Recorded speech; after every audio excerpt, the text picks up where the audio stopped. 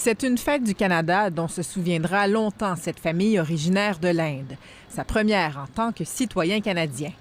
Mais pour les habitués des célébrations ici, c'est le calme qui marquera le 1er juillet 2020, dans une capitale habituellement festive. Bien là, présentement, c'est ça, c'est mort, là. Depuis 13-14 ans ici chaque année, c'est un peu triste de voir qu'il n'y a pas plus de personnes. Pas de musique, pas de grande scène ou d'artistes pour amuser la foule. On avait invité les citoyens à célébrer dans leur quartier. Et c'est loin de la colline du Parlement que le premier ministre Justin Trudeau souligne sa fierté d'être Canadien. On a uni nos forces pour traverser des moments difficiles. Impossible d'ignorer le contexte de la pandémie, mais Justin Trudeau se veut quand même optimiste. On a vu dans les pires moments à quel point les gens sont remplis de compassion. On a un pays résilient à cause de cette entraide des gens et c'est ce qui a toujours fait la différence.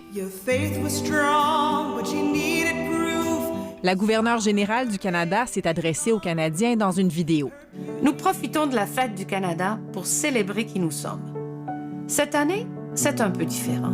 Les leaders autochtones se sont eux aussi tenus à l'écart des grandes célébrations. We have our struggles, and we must continue to work together to build a better future and close the gaps that exist between us. This is a collective challenge. Nous avons des défis et nous devons continuer à travailler pour réduire l'écart entre nous, dit le chef national de l'Assemblée des Premières Nations. On va faire un tour virtuel du Canada. Vous n'avez même pas besoin de sortir de chez vous. Comme ils l'ont fait depuis le début de la pandémie, les artistes ont offert un spectacle en ligne.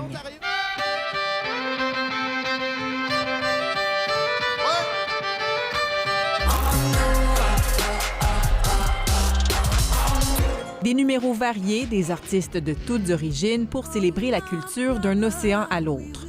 Virtuelles jusqu'au bout, les célébrations se termineront par des feux d'artifice en réalité augmentée que les Canadiens pourront voir sur leur téléphone intelligent.